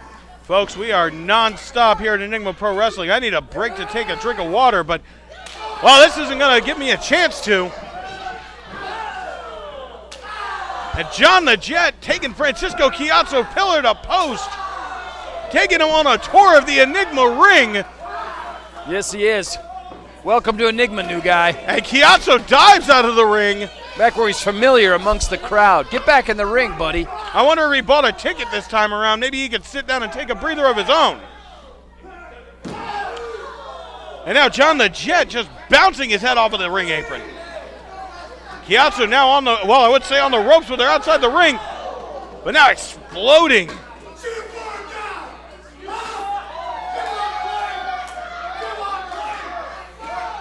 Well, he's still got his sights set on our GM Thrasher, and you got to hope that's not going to work against him. And just slamming John the Jet out here on the ringside on the concrete and the tile out here. Again, that's pure concrete. There's no patting down, nothing. His back just hit that concrete hard, John the Jet. And now Francisco Kiaso trying to take some advantage and just raking the eyes of John the Jet. Referee Brian Rubite warning him. That would be an interesting welcome to Francisco Kiaso. His first match lost by disqualification. Something tells me I don't think he cares. I think the only thing he wants right now is Thrasher. This guy strikes me as just an absolute thug. Came in here and strong-armed his way into a match, into a contract with Enigma Pro Wrestling, and now, well, we're seeing what he's made of as he goes up against John the Jet. Jet with a sunset flip, almost a pin, but once again, Francisco Kiaso just exploding off of his feet with that suplex. And the Jet proving why he's one of Enigma's best. There's a never say die attitude if I ever seen one in John the Jet. We've seen the Jet take off over the last couple of years, all puns intended. Now Francisco Kiaso trying to keep the high flyer grounded. But John the Jet back up to his feet quickly. And now Francisco Kiaso whipping Jet to the mat.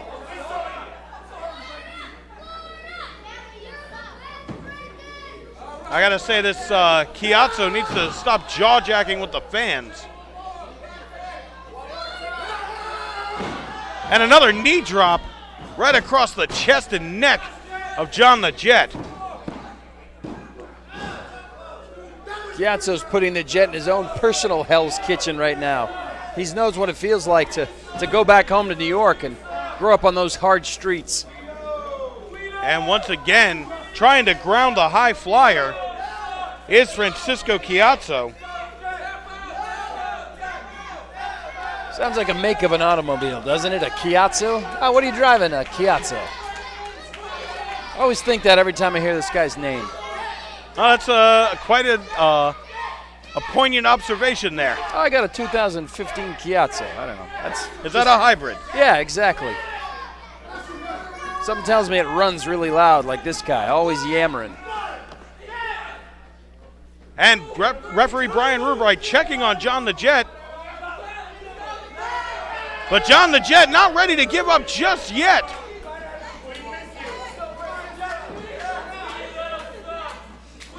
Fighting his way to his feet is John the Jet. And a series of elbows to the midsection. But that running knee lift, once again, Francisco Kiaso just putting the brakes on any offense that John the Jet might try to mount against him. But the amount of stuff this guy says, the amount of talk it's easy to hate him, isn't it? Well, I may not like the guy, but we're seeing that he can back it up. He's certainly a proven wrestler. Whether in ring or in the audience, he's certainly a proven wrestler. Slamming John the Jet into the middle of the ring, and now Francisco Kiaso climbing up to the second rope.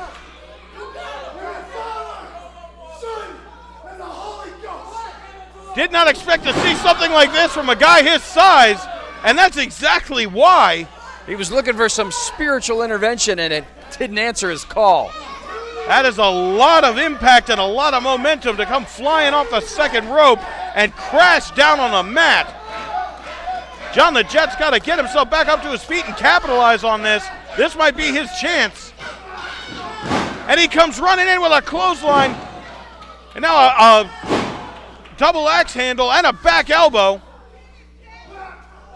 Now a flying elbow. Francisco Kiaso doesn't even know where he's at right now. But John the Jet might just be out on his feet. But those feet are taking him right to the top rope. And this is where he's at home. And a missile drop kick that knocked Francisco Kiaso down, up, and into the corner. John the Jet taking off that elbow pad, but he never got a chance to take advantage of it. And there's that, he calls that the K5. That inverted The winner of STO. this match, the king of the Southeast, Francisco Kiaso. And John the Jet had no idea what hit him. Folks, the brakes came on in a hard way just as John the Jet seemed to be mounting an offense, seemed to be coming back. Victory in his clutches, and Francisco Kiaso laid him out. Valiant effort, Jet, but boy, this guy's on a rampage right now because he's got his sights set on Thrasher, and I don't think anything's going to stand in his way until he gets him, our GM Thrasher, in the ring. Well, like I said, I may not like the guy, but it's hard to argue with results. Nope. He talks a lot and he backs it up in the ring.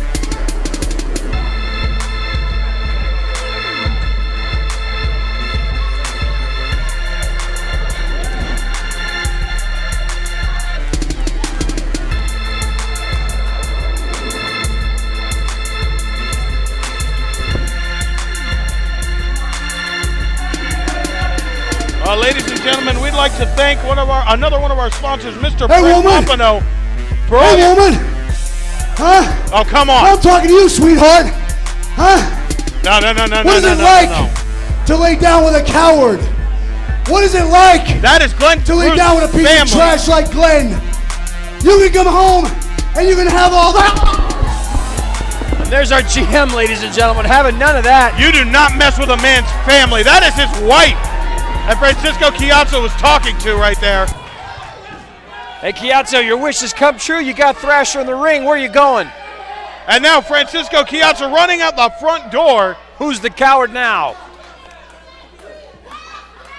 I told you this man was a thug.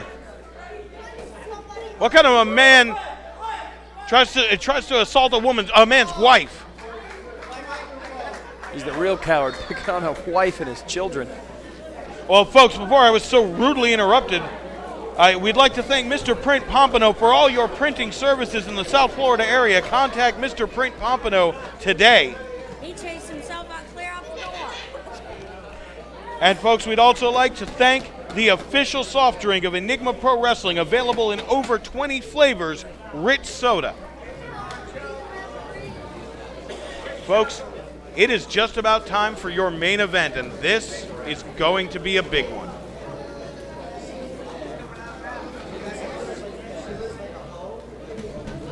And now for our main event for the evening.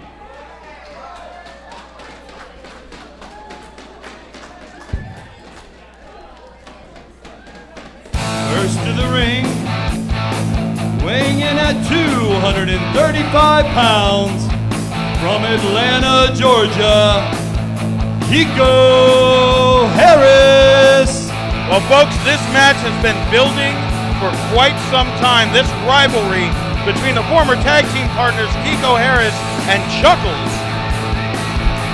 Kiko Harris breaking away from his tag team partner and going out on his own. And well, ever since then, we've seen him hanging out with his insurance policy, Davian King, and I'm not surprised to see him out here.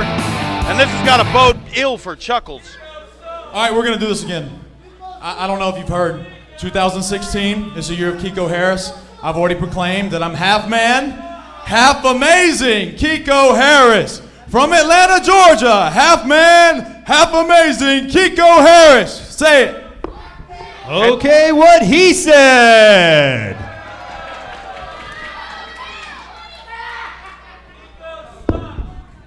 All right, since Beard Guy over here can't do his job right, check it out. No disqualifications. Me and Damien. It's 2016, the beginning of a dynasty of Kiko Harris. Chuckles, you're done for because look, he's 6'5". He's huge. I'm 6'2". That's not too shabby. And also, I can do one fantastic drop kick. Eric Image might even say that it's picture perfect, right? Well, I have been known to say that in the past. Wait a minute here. Thrasher. Shut the hell up. All right. You got to forgive me, I'm a little heated right now. But I think for everyone out here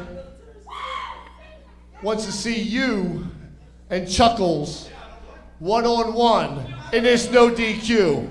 So I think Bozo Brain needs to go back to the back. Right now. And let me put another stipulation in this. If he interferes in this match, you're fired and you're fired. Whoa! Wow. I can do anything I want. Our general manager, Glenn Ruth, laying down the law here. He's saying go to the back. These fans, and I gotta agree with him. No.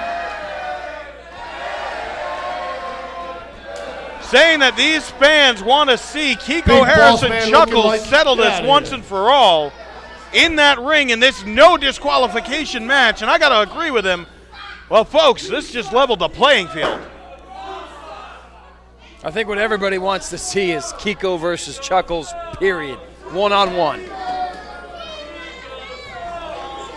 And his opponent, weighing in at 225 pounds, Chuckles!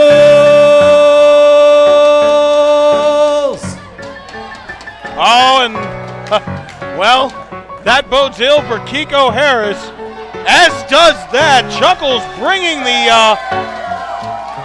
bringing the furniture. He's not taking out the trash, he's taking in the trash. Chuckles bringing some party favors here for this match. We saw him chase Kiko Harris from this building last month with that kendo stick. And a trash can filled with balloons and all kinds of goodies, it looks like. Wow, is that a Darth Vader vest? I mean, what did this guy bring to the ring? God only knows what's in that trash can. That might be his house for all we know. Well, Chuckles, one of the most bizarre competitors we've ever seen in Enigma Pro Wrestling.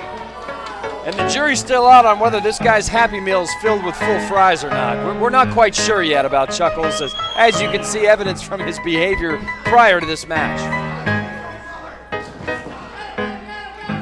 Well, he might not be the sharpest tool in the crayon box, but when he's got that kendo stick, Kiko Harris wants nothing to do with it. And I can't say I blame him. I think Kiko Harris is suffering from a little bit of chorophobia. That's fear of clowns, Mr. Image. Well, thank you. I was about to ask. They don't call me the intellect for nothing. And now Chuckles trying to get this match underway, and Kiko Harris not wanting nothing to do with Chuckles in the ring, and I can't say I blame him. We can tell Chuckles isn't of any sane mind if he thinks those balloons are going to do any damage to Kiko. Or maybe he just wanted to have a party. And the fans giving Kiko Harris a piece of their mind. Folks, this match isn't even underway yet. Referee Brian Rubright waiting for both men to be in the ring.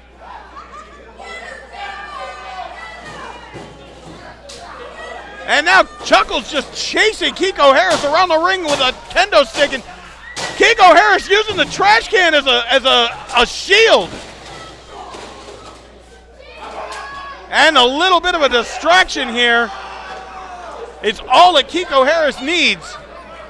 And now, finally, this match can get underway, and folks, this is going to be one to watch. Again, no disqualification. Mano-a-mano in this ring after... Whoa. That trash can is 100% legal. And Kiko Harris may be 100% unconscious. Welcome to the Thunderdome, Mr. Harris. You're in Chuckles' world now. Two men enter and a clown might leave. Is he a Jedi Knight? What's going on right now? And now Chuckles just beating Kiko Harris with some party favors, it looks like. And that's the first legitimate wrestling move we've seen between these two. Those might be few and far between in this match, Mr. Image. And is that a dinosaur puppet? Of course it is. Why wouldn't it be? Chuckles I don't know if he really gets the concept of no disqualification, but he's using it to his advantage one way or another. This is either a wrestling match or a play date at his house. I'm not quite sure. I'm not quite sure that Chuckles knows. I think he's holding up a picture frame. That it's a picture frame or a yes, apparently it was, a picture frame. Probably of his dear mother. I can't even follow this right now, and there's a pinfall, or a pin attempt at least. And quite obviously, the advantage has been to Chuckles thus far. Well, he's the only one who came prepared. Well, that's not true. Kiko Harris came prepared, but the only thing he decided to bring to this no disqualification match was Damian King, and General Manager Glenn Ruth ejected Damian King from this match, saying that if he interferes, both King and Kiko would be fired. And Chuckles still has a party favor in his mouth. Well, Kiko Harris is breaking necks and cashing checks, and Chuckles is the building. Chuckles is getting weird with a braided beard. This is great. I love it. Now they're fighting here on our entrance ramp, and Chuckles is just crawling after Kiko.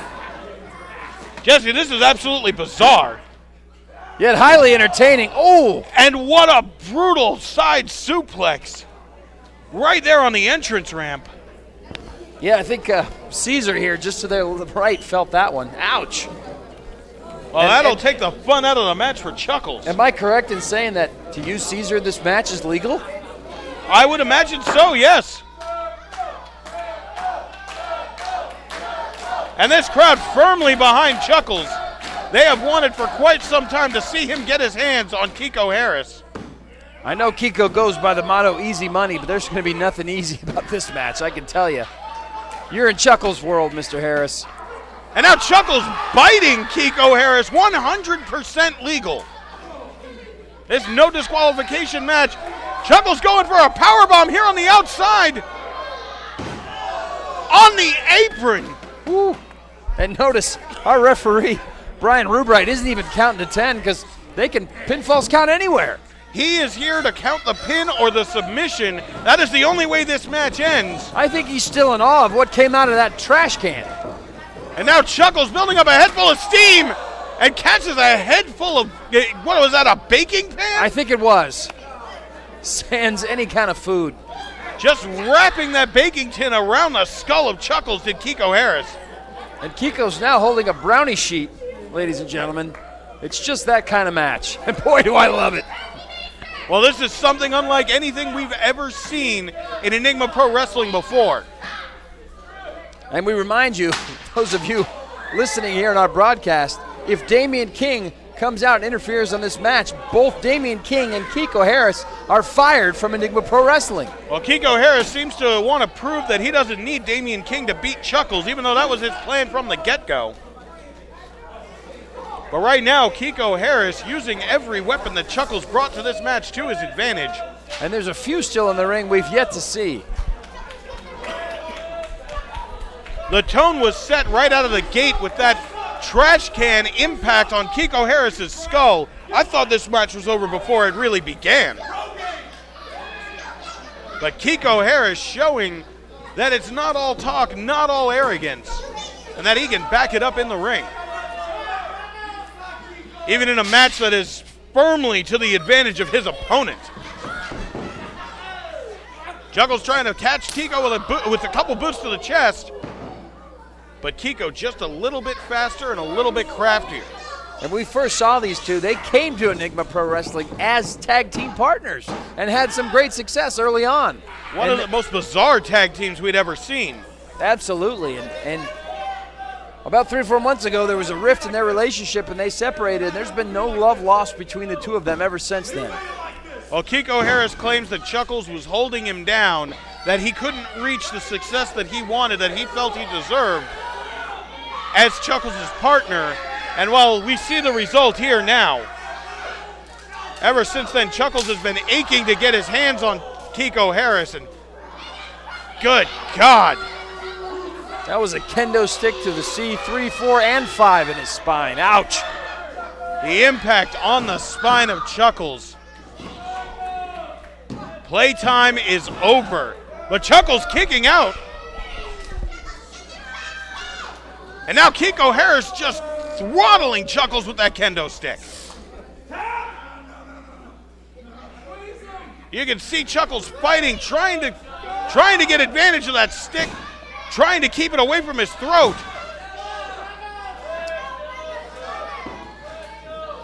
And this is the kind of match that plays into Chuckles' favor. This match has been nothing but a three-ring circus from the get-go. With the main attraction being Chuckles himself. And there is that picture-perfect drop kick from Kiko Harris. Thing of beauty. Absolute thing of beauty. He gets absolutely parallel with the ground on that drop kick. You got to appreciate a talent like Kiko Harris. While this might not be the best showcase of his skills in the ring. Well, I got to say, he's holding his own against this nut job. For all intents and purposes, this match should be over. This is perfectly catered to Chuckles' skills. And now Kiko going under as if there weren't enough weapons in the ring. He's going under the ring. God only knows what's over there. What's he pulling out? What is that? Oh, no. A pair of handcuffs. Why were there a pair of handcuffs underneath our ring? We're going to have a discussion with the ring crew.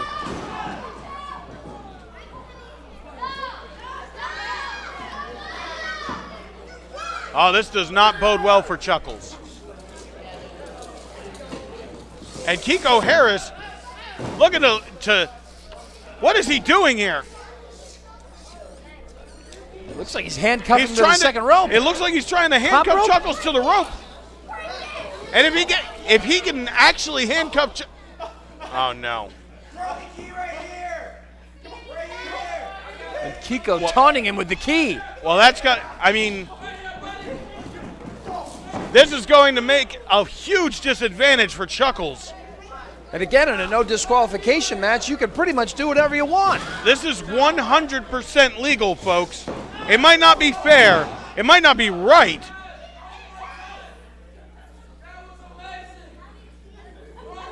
And Kiko Harris now has Chuckles exactly where he wants him.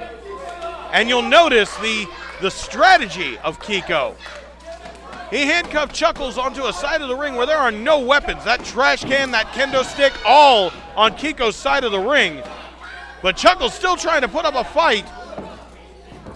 And now just wrenching on that wrist, wrenching on those handcuffs, trying to reach a weapon, trying to reach Kiko Harris. Trying to find the key. Looks like he may have gotten it. I think he's got it. He does. And Kiko Harris just now getting to his feet. And Chuckles having a little bit of trouble unlocking that pair of handcuffs. And here comes Kiko and catches a kick to the breadbasket and a series of them from Chuckles. Chuckles still desperately trying to unlock those handcuffs, and he finally gets them off.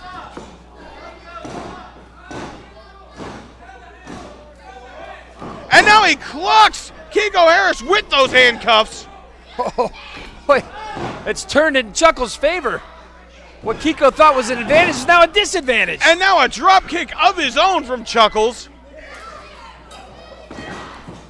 Kiko Harris going for a clothesline. Chuckles ducks, and now a thess press, and Chuckles just laying into Kiko Harris.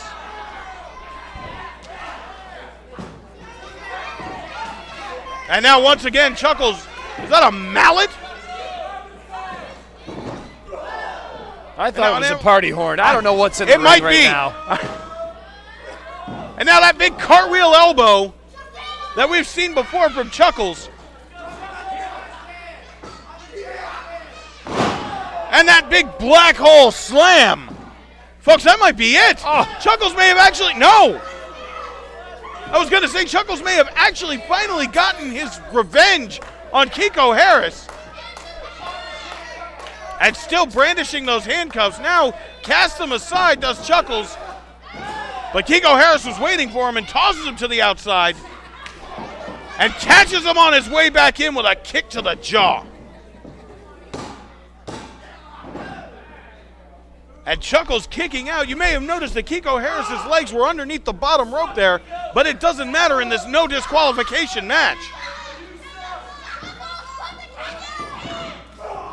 And another drop kick. Kiko looking like he was sliding home to first. And just folds Chuckles up like an accordion with that clothesline. Well, it looks like the big top's collapsing here on Chuckles. He's going to need some kind of momentum if he expects to win this match. Well, it's hard to hold it against him. He was handcuffed to the top rope for several minutes. And somehow managed to keep the match in his favor despite being handcuffed to the top rope. And now Kiko Harris going for the game changer. But no, Chuckles has his old partner studied.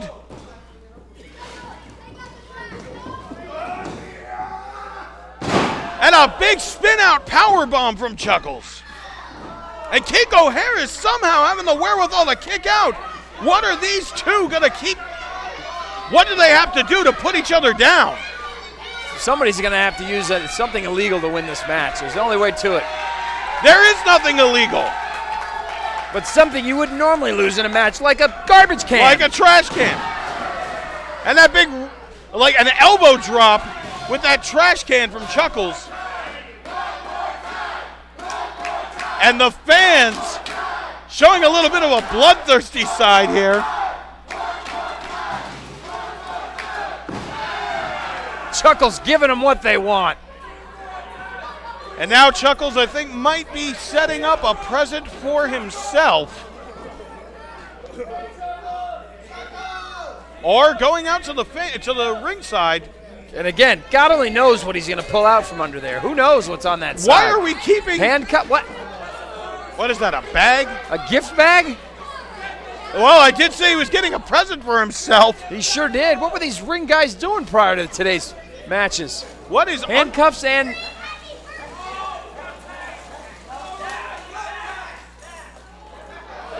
Oh, my. Oh, folks, if you've ever stepped on one of those. Are those tacks? No, those are not. Those are building blocks. What? And he's trying to suplex Kiko Harris on them. And now these two men. Well, folks, like I said, if you've ever stepped on one of those, you know how much it hurts. Imagine having your whole body slammed on them.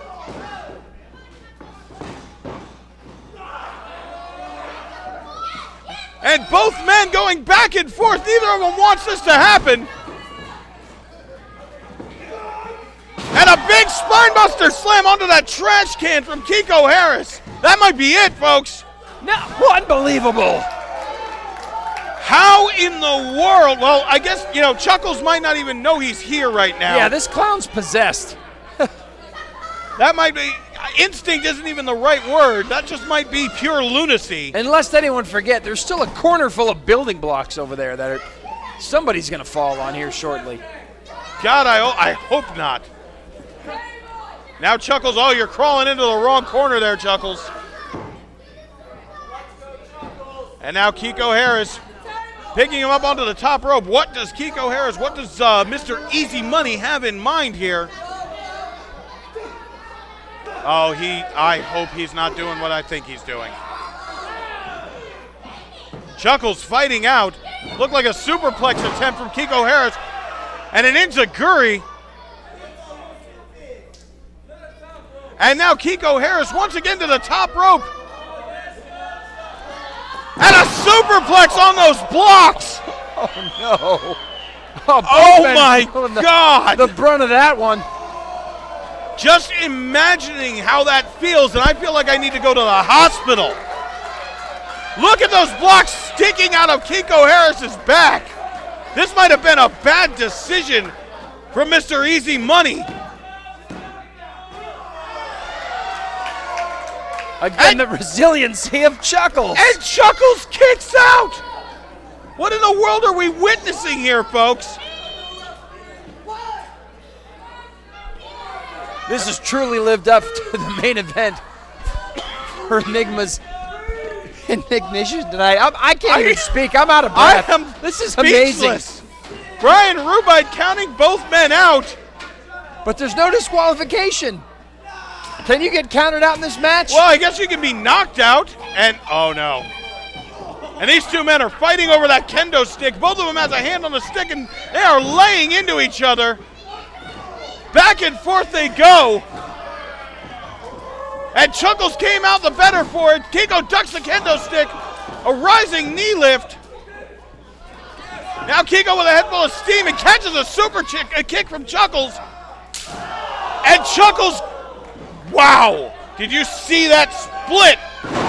And a Death Valley driver. Folks, it's gotta be over. Chuckles wins. Chuckles it is. Chuckles. What in the world have we just witnessed? I think it's history. It's got to be the most bizarre, unusual, incredible match I've seen here yet at Enigma. Folks, what a night we have seen. The last in a long string of unbelievable matches. The action, drama, fun that you can only see here at Enigma Pro Wrestling. Folks, we encourage you to use hashtag Enigma Pro Wrestling. Join in on the conversation and let your friends on social media know that they have got to see this episode of Ignition. Wait a minute, what's going on here now? What is Chuckles doing? He's got makeup and he's just smearing across the face of Damien, and here's Damien! Speak his name and he shall appear, and a big running boot, almost a Yakuza kick to Chuckles. Damien King, well, this match is over. He's not interfering. Trying to get his buddy Kiko out of the way.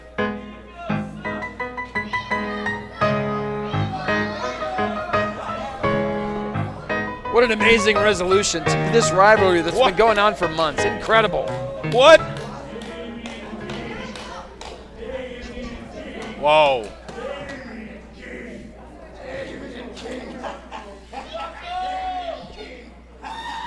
Chuckles is chanting Damien King. Chuckles is just chanting Damien's name. That is just about the eeriest thing I've ever saw, and you can see the look on Damien's face. Folks, we are just about out of time here. Thank you for joining us. For Jesse the Intellect Furman, I am Eric Image. This has been Enigma Pro Wrestling's Ignition. Folks, you do not want to miss us once again here on April 3rd next month. Ladies and gentlemen, we will...